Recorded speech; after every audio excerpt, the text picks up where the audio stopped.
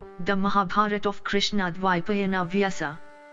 Translated into English prose from the original Sanskrit text by Pratap Chandra Roy C.I.E.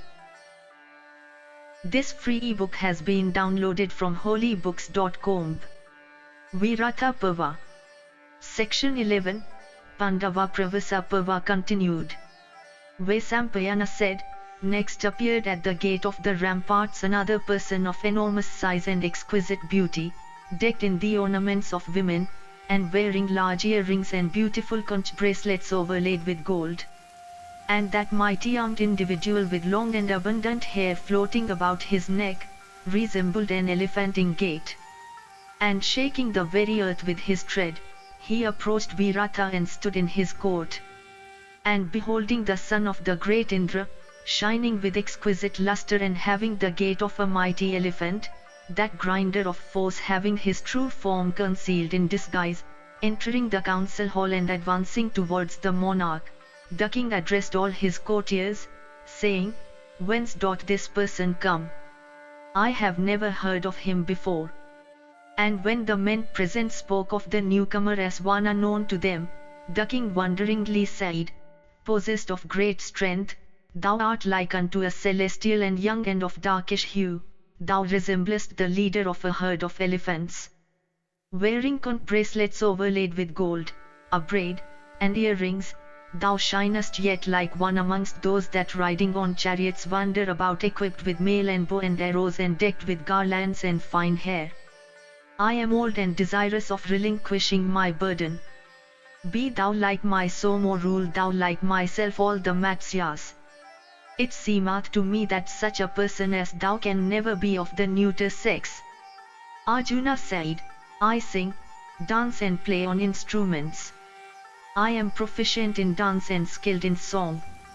O Lord of men, assign me unto the Princess Uta. I shall be dancing master to the royal maiden. As to how I have come by this form, what will it avail thee to hear the account which will only augment my pain? Know me, O King of men, to be Vrihanala, a son or daughter without father or mother." Virata said, "O Vrihanala, I give thee what thou desirest. Instruct my daughter and those like her in dancing. To me, however, this office seemeth unworthy of thee. Thou deservest the dominion of the entire earth girt round by the ocean." Vaisampayana continued. The king of the Matsyas then tested Vrihanala in dancing, music, and other fine arts, and consulting with his various ministers forthwith caused him to be examined by women. And learning that this impotency was of a permanent nature, he sent him to the maiden's apartments. And there the mighty Arjuna began giving lessons in singing and instrumental music to the daughter of Virata, her friends and her waiting maids, and soon won their good graces. And in this manner the self-possessed Arjuna lived there in disguise, partaking of pleasures in their company and unknown to the people within or without the palace. Thus ends the 11th section in the Pandava Pravasa Parva of the Virata Parva. Section 12, Pandava Pravasa Parva continued. Vaisampayana said, after a while, another powerful son of Pandu was seen making towards King Virata in haste. And as he advanced, he seemed to everyone like a solar orb emerged from the clouds. And he began to observe the horses around. And seeing this, the king of the Matsyas said to his followers, "I wonder whence this man, possessed of the effulgence of a celestial, cometh. He looks intently at my steeds. Verily, he must be proficient in horse lore. Let him be ushered into my presence quickly. He is a warrior and looks like a god." And that destroyer of foes then went up to the king and accosted him, saying, "Victory to thee, O king, and blessed be ye. As a trainer of horses, I have always been highly esteemed by kings. I will be a clever keeper of thy horses." Virata said, "I will give thee vehicles, wealth, and spacious quarters. Thou shalt be the manager of my horses. But first tell me whence thou comest, who thou art, and how also thou happenest to come here."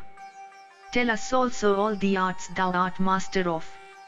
Nakula replied, O mower of enemies, know that Yudhishthira is the eldest brother of the 5 sons of Pandu. I was formerly employed by him to keep his horses.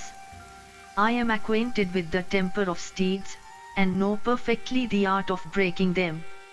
I know also how to correct vicious horses, and all the methods of treating their diseases. No animal in my hands becomes weak or ill. Not to speak of horses, even mares in my hands will never be found to be vicious. People called me Grantika by name, and so did Yudhishthira, the son of Pandu.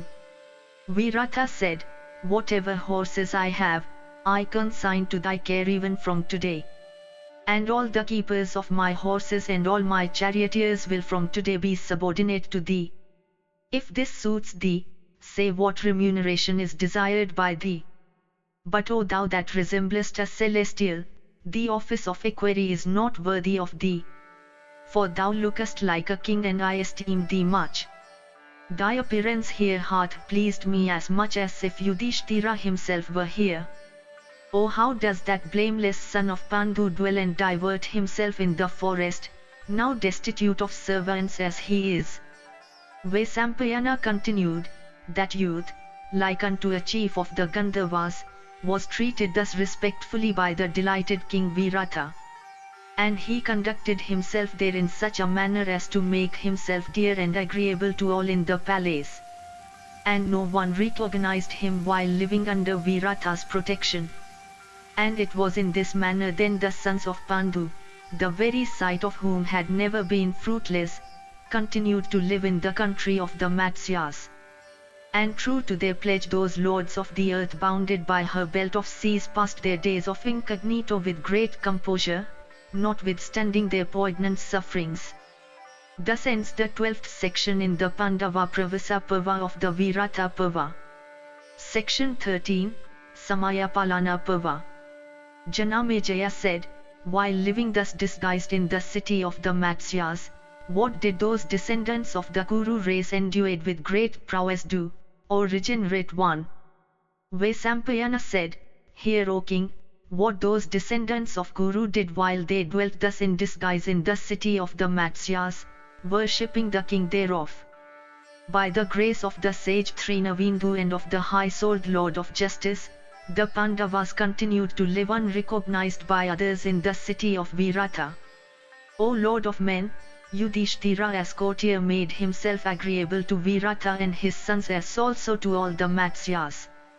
An adept in the mysteries of the dice, the son of Pandu caused them to play at dice according to his pleasure, and made them sit together in the dice hall like a row of birds bound in a string.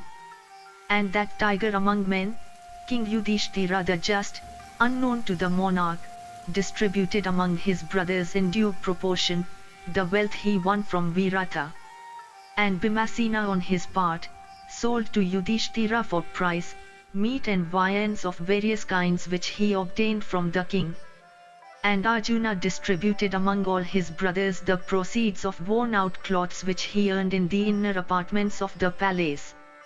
And Sahadeva too, who was disguised as a cowherd, gave milk, curds and clarified butter to his brothers. And Nakula also shared with his brothers the wealth the king gave him, satisfied with his management of the horses.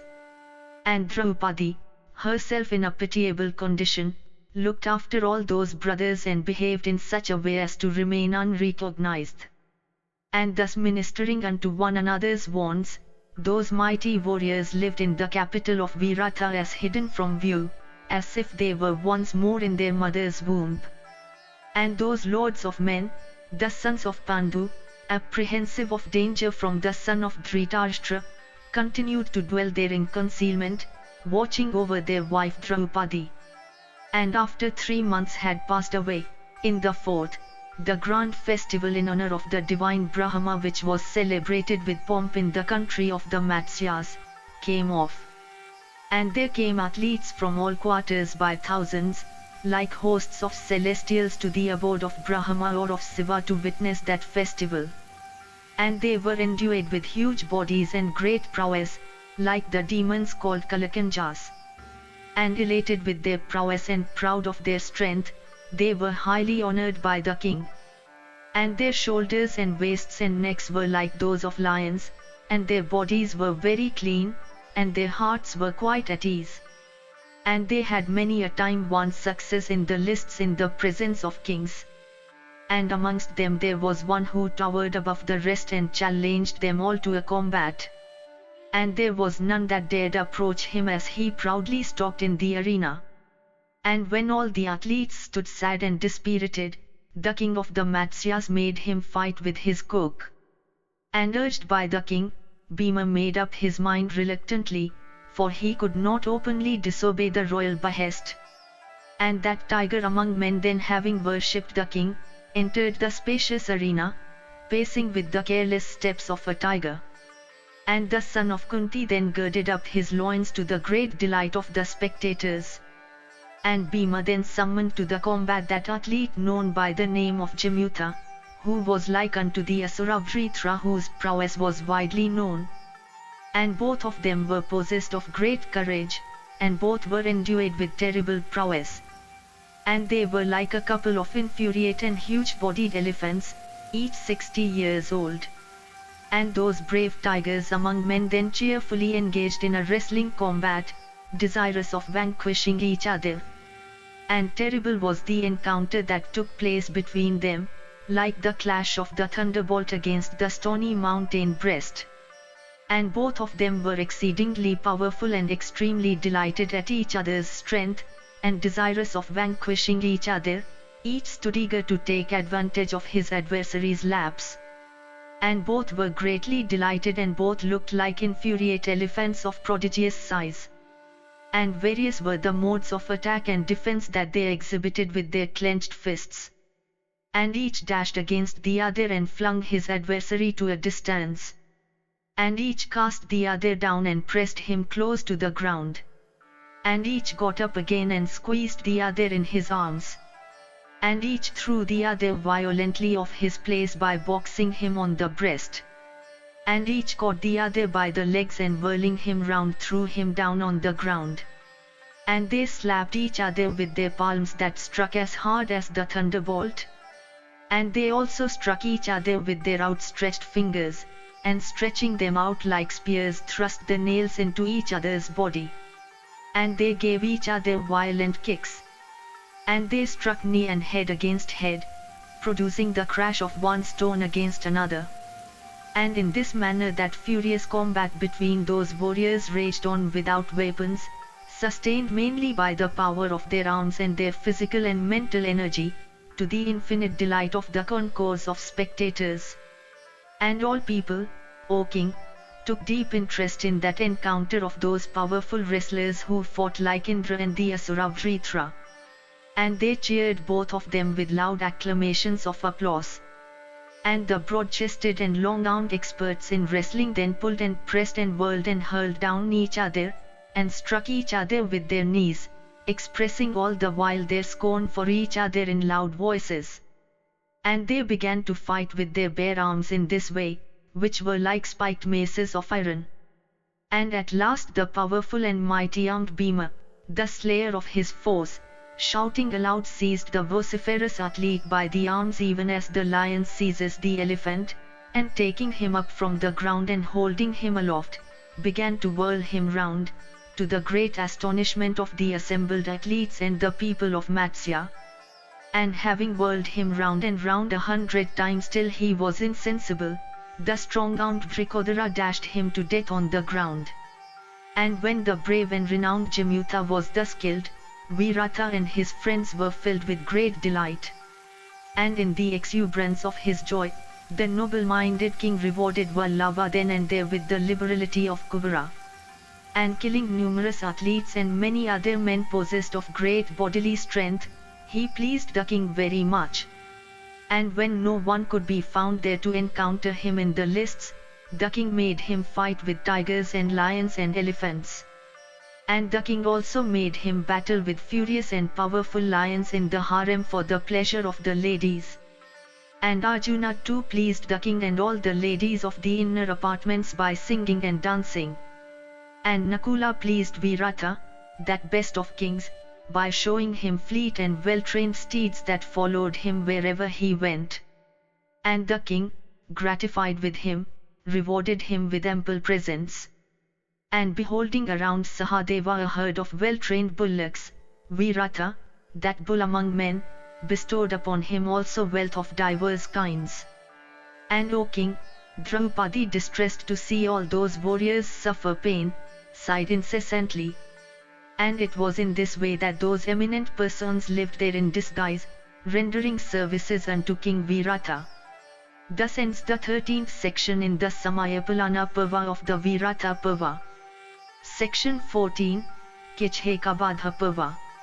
Vaisampayana said, living in such disguise those mighty warriors, the sons of Pritha, passed 10 months in Matsya's city.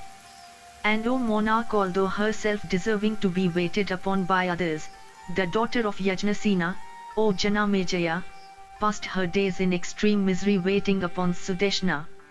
And residing thus in Sudeshna's apartments, the princess of Panchala pleased that lady as also the other females of the inner apartments.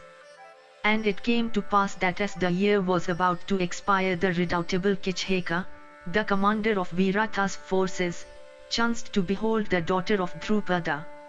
And beholding that lady endued with the splendor of a daughter of the celestials, treading the earth like a goddess, Kichheka, afflicted with the shafts of Kama, desired to possess her. And burning with desire's flame, Virata's general came to Sudeshna, his sister, and smilingly addressed her in these words, "This beauteous lady had never before been seen by me in King Virata's abode. This damsel maddens me with her beauty, even as new wine maddens one with its fragrance. Tell me, who is this graceful and captivating lady possessed of the beauty of a goddess, and whose she is and whence she hath come? Surely grinding my heart she hath reduced me to subjection. It seems to me that, save her, there is no other medicine for my illness. O this fair handmaid of thine seemeth to me to be possessed of the beauty of a goddess. Surely, one like her is ill-suited to serve thee. Let her rule over me and whatever is mine. O let her grace my spacious and beautiful palace, decked with various ornaments of gold, full of viands and drinks in profusion, with excellent plates, and containing every kind of plenty besides elephants and horses and cars in myriads." And having consulted with Sudeshna thus, Kichheka went to Princess Draupadi, and like a jackal in the forest accosting a lioness, spoke unto Krishna these words in a winning voice, "Who and whose art thou, O beautiful one? And O thou of beautiful face, whence hast thou come to the city of Virata? Tell me all this, O fair lady. Thy beauty and gracefulness are of the very first order, and the comeliness of thy features is unparalleled. With its loveliness thy face shineth ever like the resplendent moon. O thou of fair eyebrows, thy eyes are beautiful and large like lotus petals. Thy speech also, O thou of beautiful limbs, resembles the notes of the cuckoo. O thou of fair hips, never before in this world have I beheld a woman possessed of beauty like thine, O thou of faultless features. Art thou Lakshmi herself, having her abode in the midst of lotuses, or art thou, O slender-waisted one, she who is called Bhuti? Or, which amongst these Hri, Shri, Kurti and Kanti, art thou, O thou of beautiful face? Or possessed of beauty like Ratis, art thou she who sporteth in the embraces of the god of love? O thou that possessest the fairest of eyebrows, thou shinest beautifully even like the lovely light of the moon. Who is there in the whole world that will not succumb to the influence of desire beholding thy face?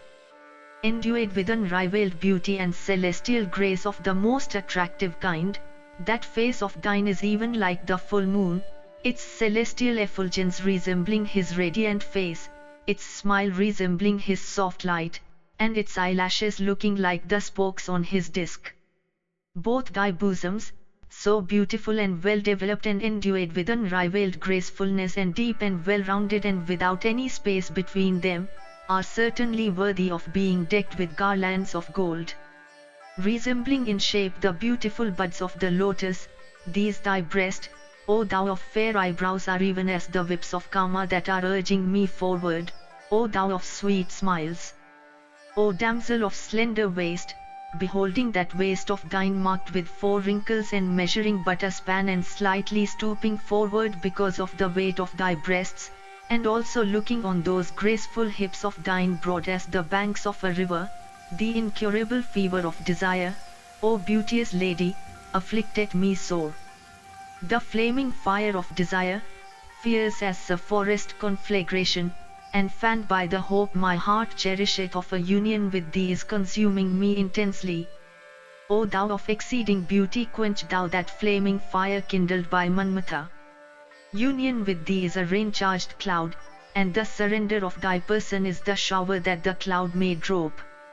O thou of face resembling the moon, the fierce and maddening shafts of Manmatha, whetted and sharpened by the desire of a union with thee, piercing this heart of mine in their impetuous course, have penetrated into its core, O black-eyed lady, those impetuous and cruel shafts are maddening me beyond endurance. It behoveth thee to relieve me from this plight by surrendering thyself to me and favouring me with thy embraces. Decked in beautiful garlands, arid robes, and adorned with every ornament, sport thou, O sweet damsel, with me to thy fill.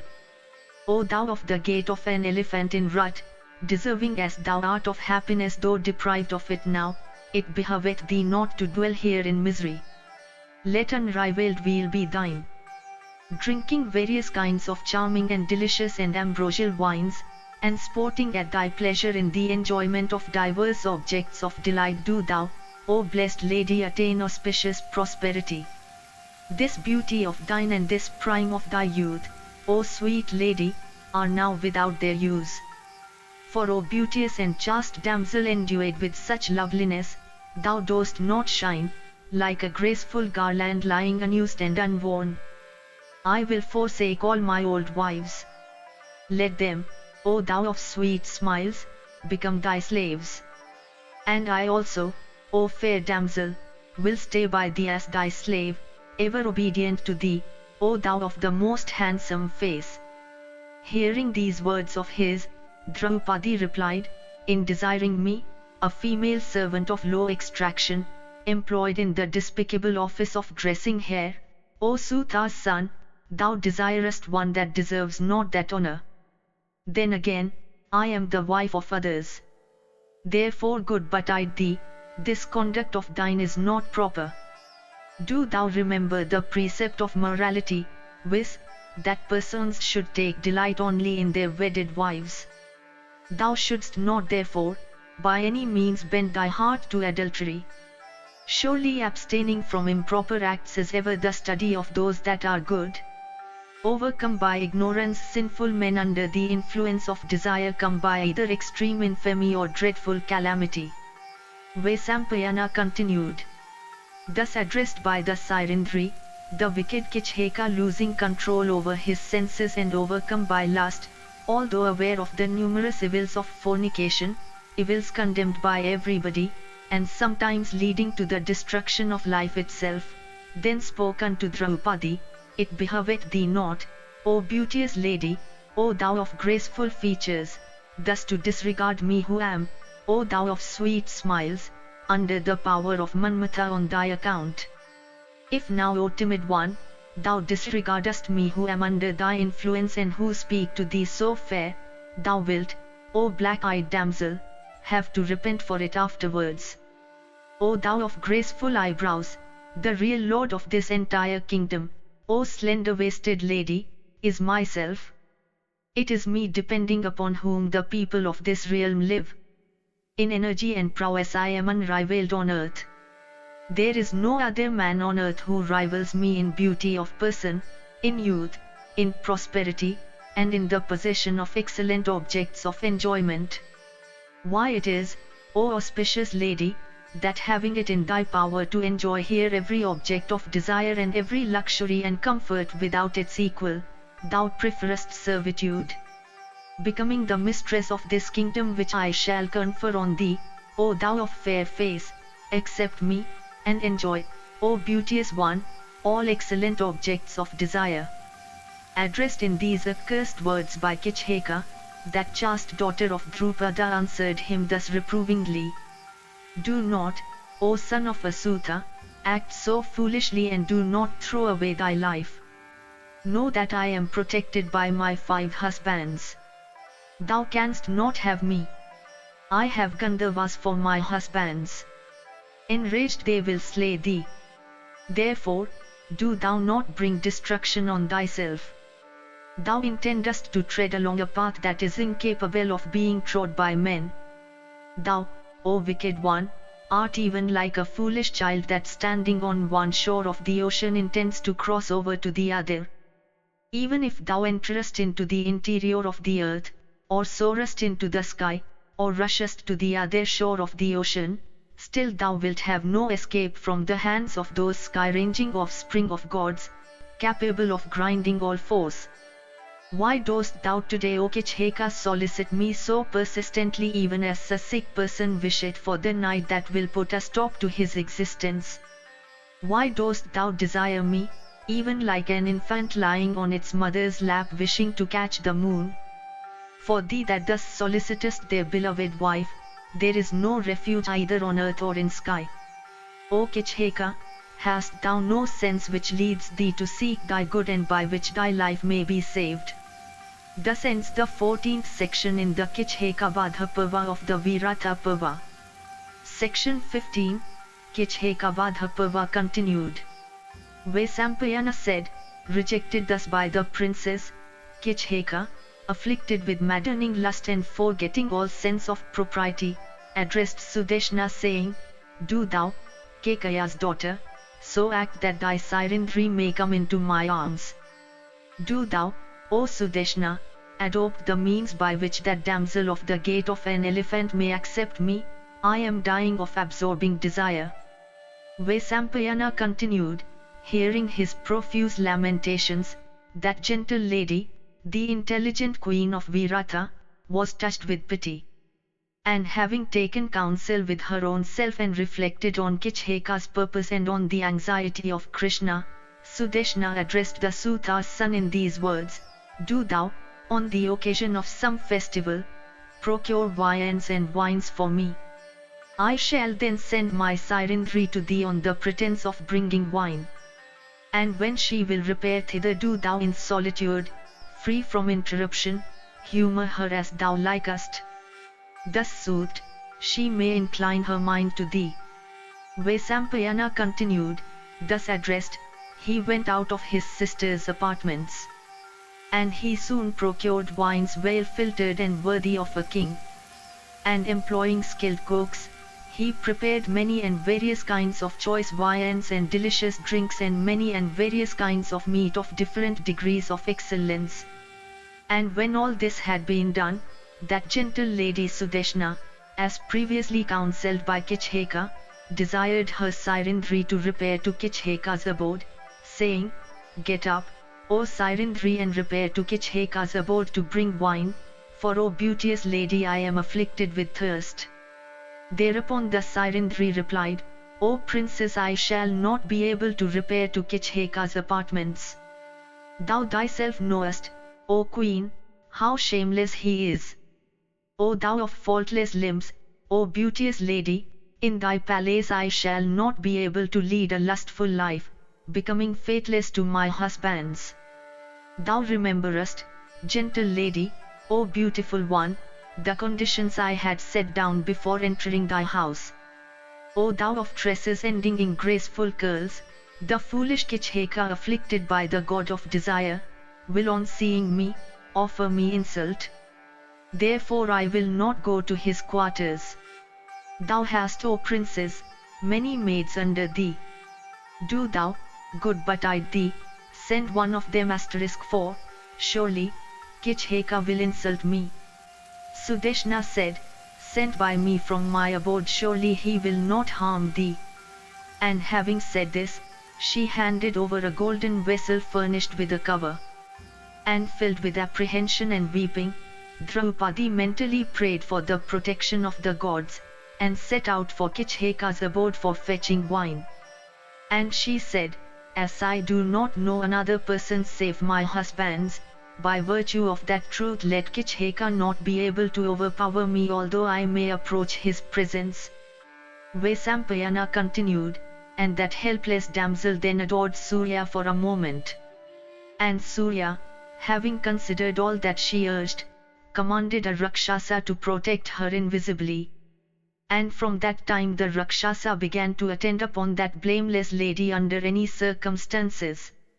And beholding Krishna in his presence like a frightened doe, Dasuta rose up from his seat, and felt the joy that is felt by a person wishing to cross to the other shore, when he obtains a boat.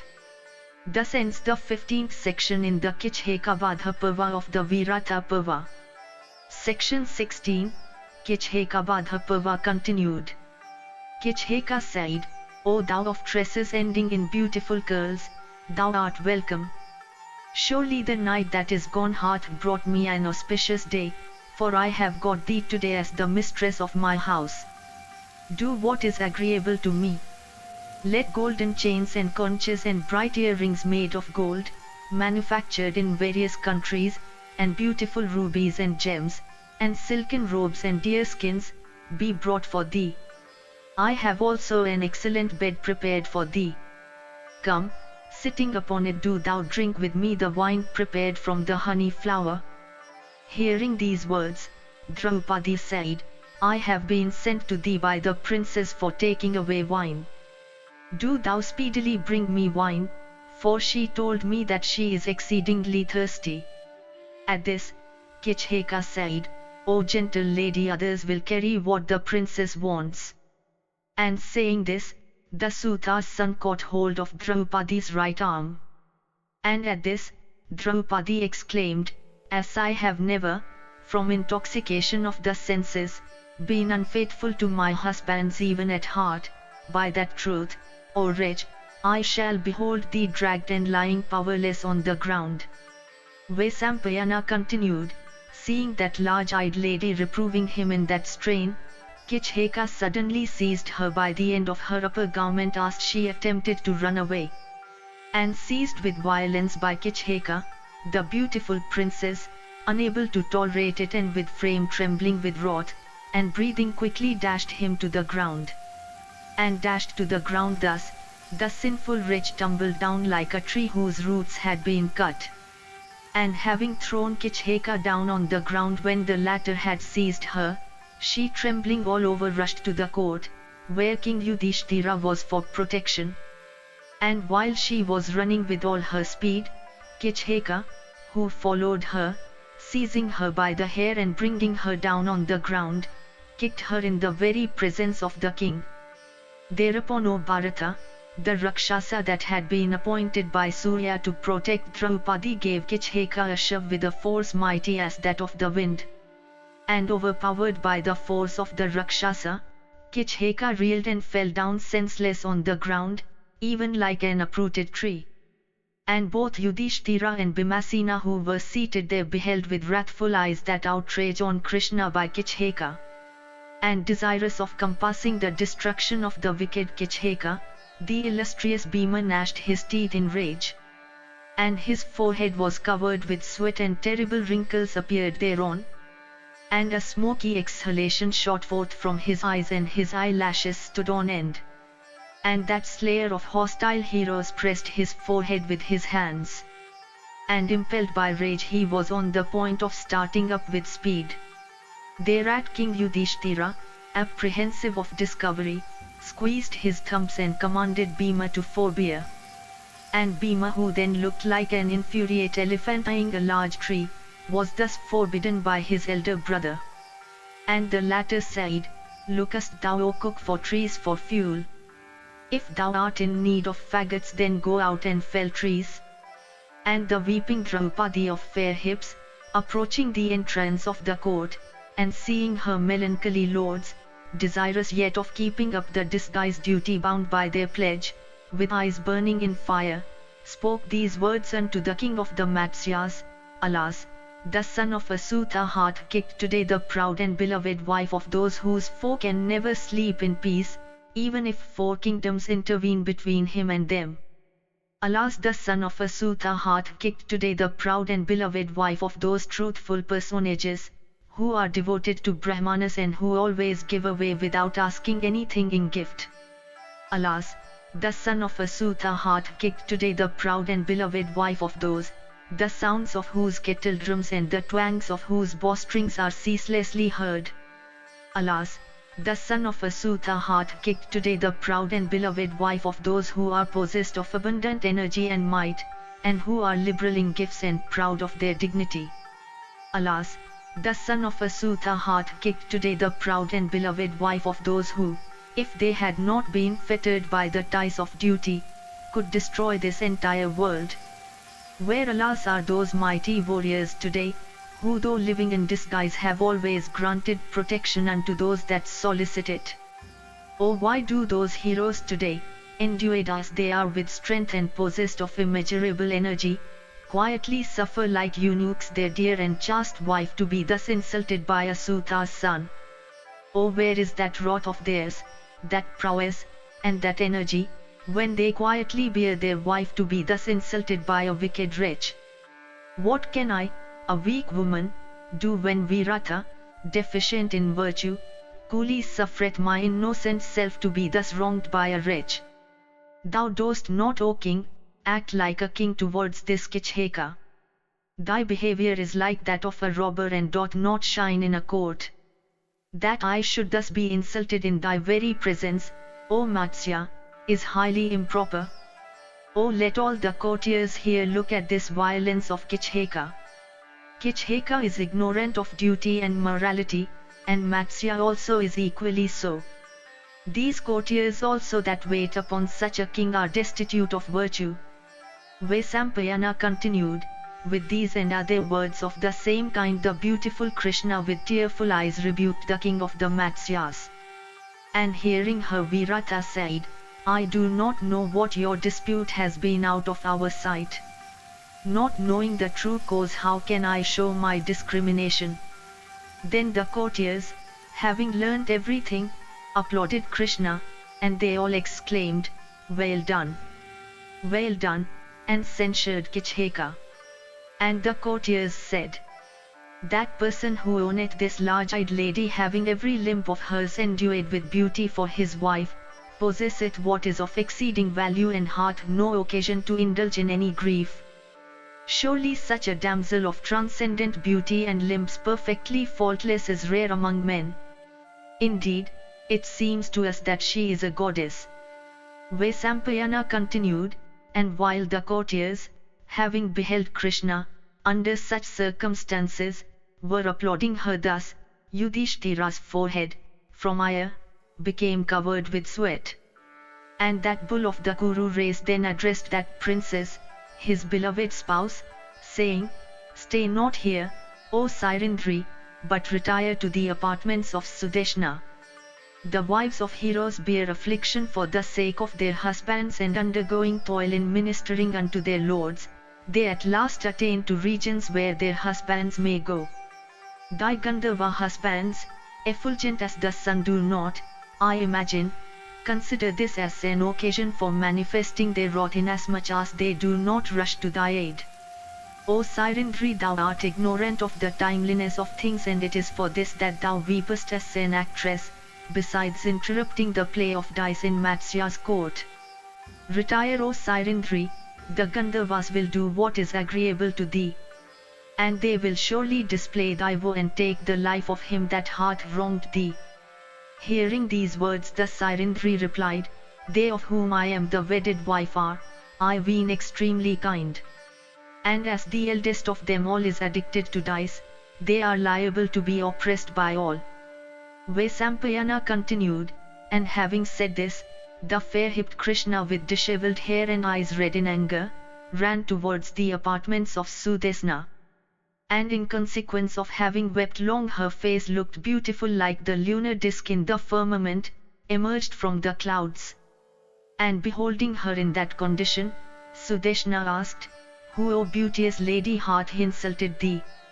Why, O amiable damsel, dost thou weep? Who, O gentle one, hath done thee wrong? Whence is this thy grief? Thus addressed, Draupadi said, "As I went to bring wine for thee, Kichheka struck me in the court in the very presence of the king, as if in the midst of a solitary wood."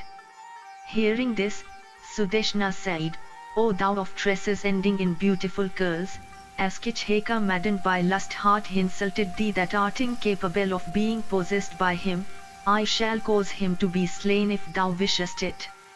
Thereupon Draupadi answered, "Even others will slay him, even they whom he hath wronged. I think it is clear that he will have to go to the abode of Yama this very day." Thus ends the 16th section in the Kichheka Parva of the Virata Parva. Section 17, Kichheka Parva continued. Vaisampayana said, thus insulted by the Suta's son, that illustrious princess the beautiful Krishna, eagerly wishing for the destruction of Virata's general, went to her quarters. And Drupada's daughter of dark hue and slender waist then performed her ablutions. And washing her body and clothes with water, Krishna began to ponder weepingly on the means of dispelling her grief. And she reflected, saying, "What am I to do? Whither shall I go? How can my purpose be effected?" And while she was thinking thus, she remembered Bhima, and said to herself, "There is none else, save Bhima, that can today accomplish the purpose on which my heart is set." And afflicted with great grief, the large-eyed and intelligent Krishna, possessed of powerful protectors, then rose up at night, and leaving her bed speedily proceeded towards the quarters of Bhimasena, desirous of beholding her lord. And possessed of great intelligence, the daughter of Drupada entered her husband's quarters, saying, "How canst thou sleep while that wretched commander of Virata's forces, who is my foe, yet liveth, having perpetrated today that foul act?" Vaisampayana continued, "Then the chamber where Bhima slept, breathing hard like a lion, being filled with the beauty of Drupada's daughter and of the high-souled Bhima, blazed forth in splendor. And Krishna of sweet smiles, finding Bhimasena in the cooking apartments, approached him with the eagerness of a 3-year-old cow brought up in the woods, approaching a powerful bull, in her first season, or of a she-crane living by the waterside approaching her mate in the pairing season." And the princess of Panchala then embraced the second son of Pandu, even as a creeper embraces a huge and mighty Sala on the banks of the Gomati. And embracing him with her arms, Krishna of faultless features awaked him as a lioness awaked a sleeping lion in a trackless forest. And embracing Bhimasena even as a she-elephant embraced her mighty mate, the faultless Panchali addressed him in voice sweet as the sound of a stringed instrument emitting Gandhara note. And she said, "Arise, arise, why dost thou, O Bhimasena, lie down as one dead? Surely he that is not dead, never suffereth a wicked wretch that hath disgraced his wife to live." And awakened by the princess, Bhima of mighty arms, then rose up and sat upon his couch overlaid with a rich bed. And he of the Kuru race then addressed the princess his beloved wife, saying, "For what purpose hast thou come hither in such a hurry? Thy colour is gone and thou lookest lean and pale. Tell me everything in detail. I must know the truth. Whether it be pleasurable or painful, agreeable or disagreeable, tell me all. Having heard everything, I shall apply the remedy. I alone, O Krishna, am entitled to thy confidence in all things, for it is I who deliver thee from perils again and again. Tell me quickly what is thy wish, and what is the purpose that is in thy view, and return thou to thy bed before others awake." Thus ends the 17th section in the Kichheka Parva of the Virata Parva. Section 18, Kichheka Parva continued.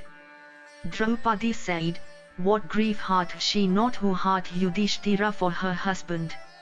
Knowing all my griefs, why dost thou ask me? The Prathikamin dragged me to the court in the midst of an assembly of courtiers, calling me a slave. That grief, O Bharata, consumeth me. What other princess, save Draupadi, would live having suffered such intense misery? Who else, save myself, could bear such second insult as the wicked Sendava offered me while residing in the forest? Who else of my position, save myself, could live, having been kicked by Kichheka in the very sight of the wicked king of the Matsyas? Of what value is life, O Bharata, when thou, O son of Kunti, dost not think me miserable, although I am afflicted with such woes? That vile and wicked wretch, O Bharata, known by the name of Kichheka, who is the brother-in-law of King Virata and the commander of his forces, every day, O tiger among men, addresses me who am residing in the palace as a Sirindri, saying, do thou become my wife. Thus solicited, O slayer of foes by that wretch deserving to be slain, my heart is bursting like a fruit ripened in season. Censure thou that elder brother of thine addicted to execrable dice, through whose act alone I have been afflicted with such woe. Who else, save him that is a desperate gambler, would play, giving up kingdom and everything including even myself, in order to lead a life in the woods? If he had gambled morning and evening for many years together, staking nishkas by thousand and other kinds of substantial wealth, still his silver and gold, and robes, and vehicles, and teams and goats, and sheep and multitudes of steeds, and mares and mules would not have sustained any diminution. But now, deprived of prosperity by the rivalry of dice, he sits dumb like a fool, reflecting on his own misdeeds. Alas, he who while sojourning, was followed by 10,000 elephants adorned with golden garlands, now supports himself by casting dice.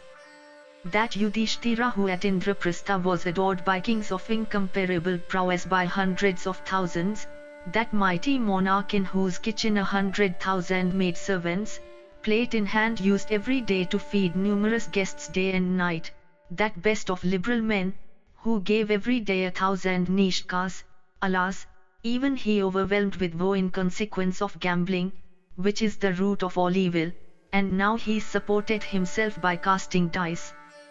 Bards and encomiasts by thousands, decked with earrings set with brilliant gems and gifted with melodious voice, used to pay him homage morning and evening.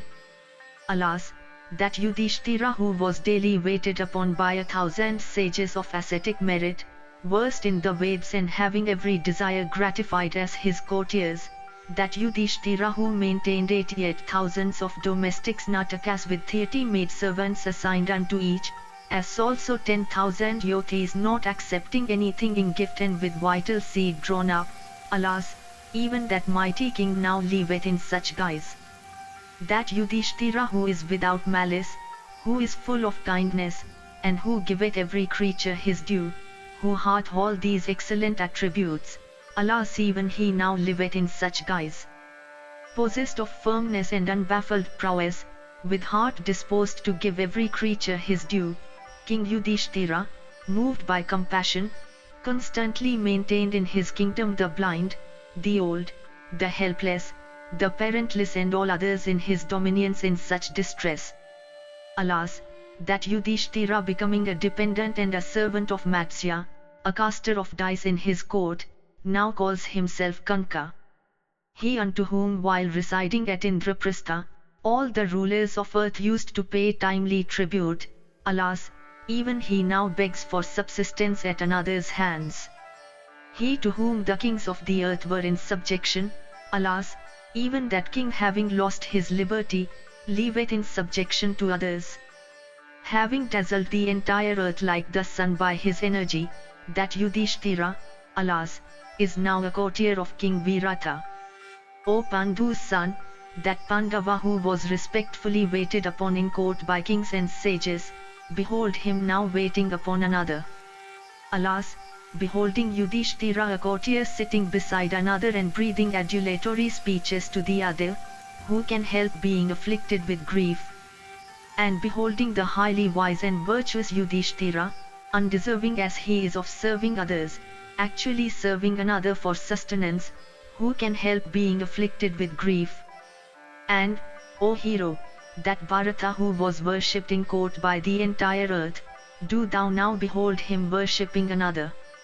Why then, O Bharata, dost thou not regard me as one afflicted with diverse miseries, like one forlorn and immersed in a sea of sorrow?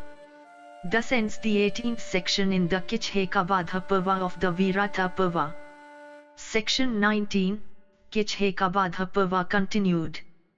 Draupadi said, "This, O Bharata, that I am going to tell thee is another great grief of mine.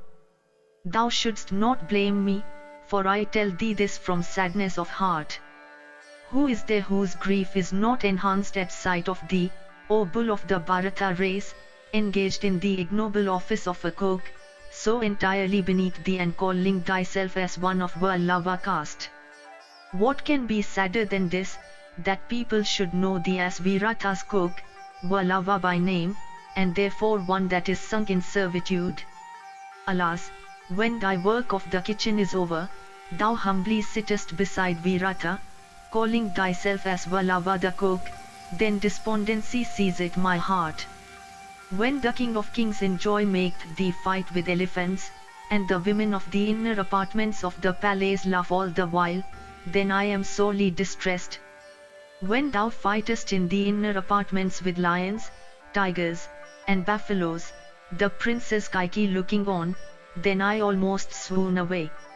And when C.I.E and those maidservants, leaving their seats, come to assist me and find that instead of suffering any injury in limbs mine is only a swoon, the princess speaks unto her women, saying, Surely, it is from affection and the duty begot of intercourse that this lady of sweet smiles grieveth for the exceedingly powerful cook when he fights with the beasts.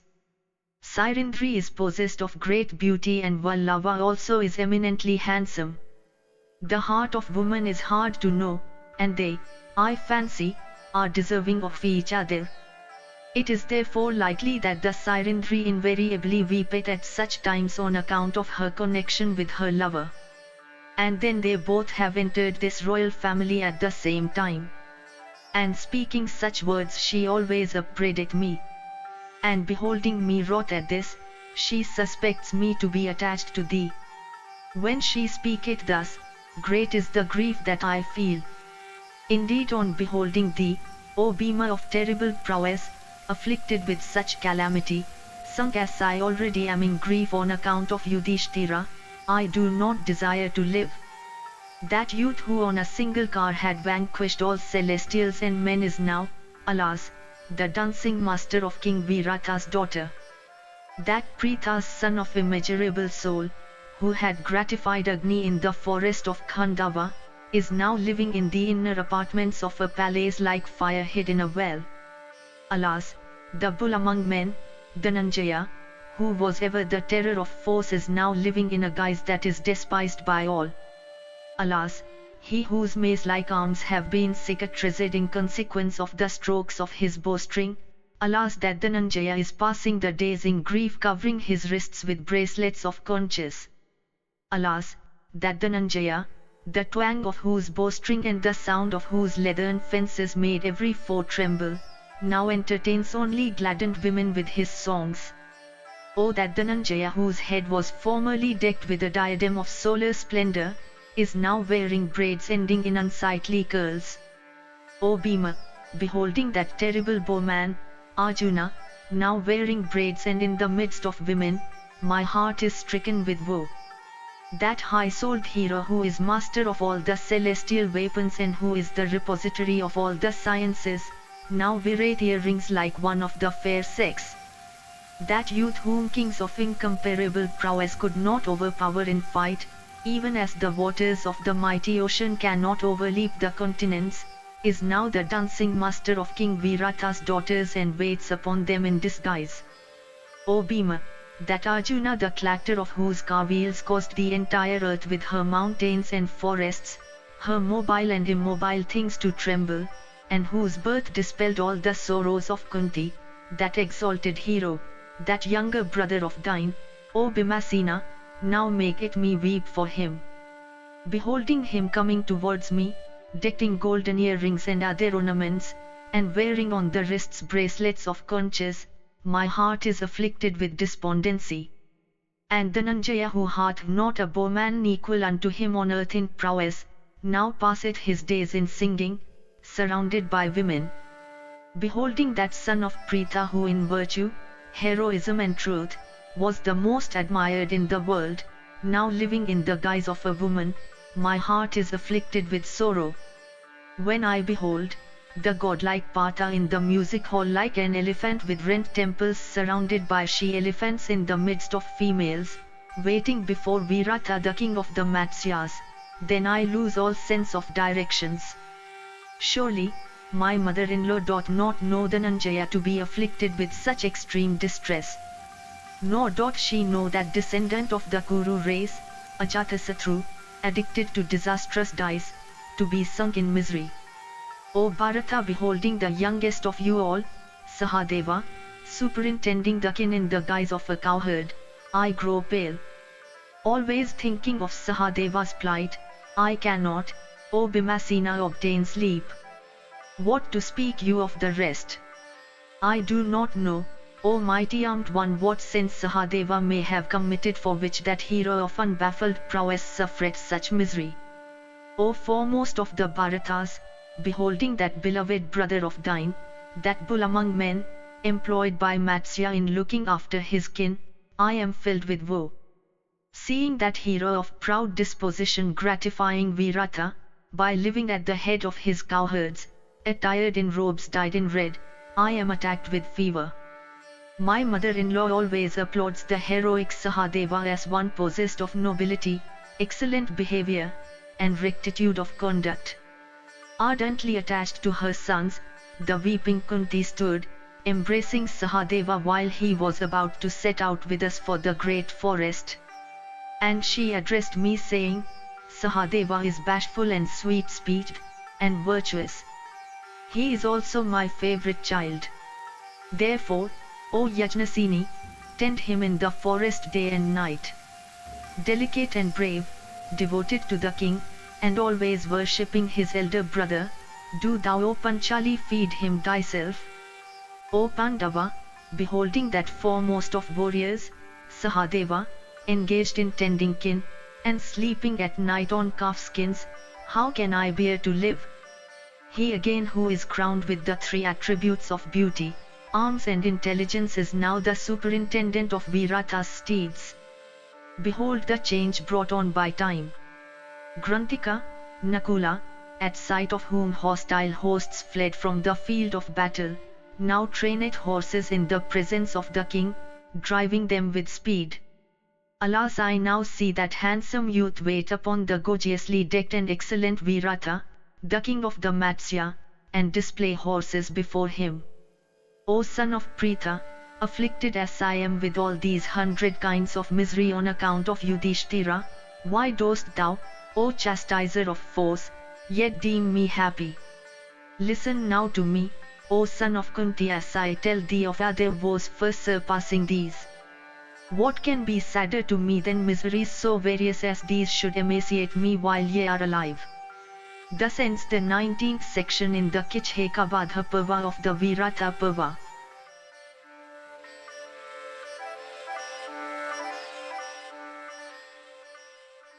If you enjoyed this audiobook, please like and subscribe to be notified of when new audiobooks are uploaded. Thank you for listening and learning. Shanti.